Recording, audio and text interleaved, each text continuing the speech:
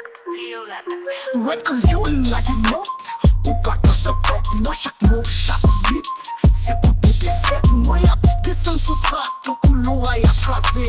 Vwa mwen fet te troble, nem zetwa yo ap danse.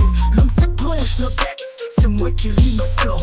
Mete pou nan fraz, tan pou ma fe examen. Se span pale yo pil, ki ti mwen yo fe travay. Se teks mwen fe men, tan kou kloch nan yo kay. Rap kriol la di met, pa gen espas tout peti.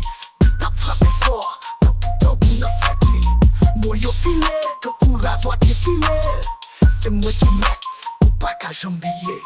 La balon se teks, tan kou job yo balen. Fey yo soje ki si, chak mot se sa mwen menen. Kriol san mwen, li koule tan kou dlo. Se flam mwen pote, mwen chak mwen chak zo. Bouche mwen se zam, pa wè se katouche. Frape chak bar, tan kou yo kou touche. Yo pa ka kebe mwen glisse, tan kou l'huil. Rap kriol gen met chak li, se pou ki sou il. Nan rev yo, nan rev nou, nou tout gen yon plan. Pou leve kel ti, ki te rap fen nan. Vwa mwen se chale, kem se chapon. Ma boule chak trak, tan kou di fe nan wafon.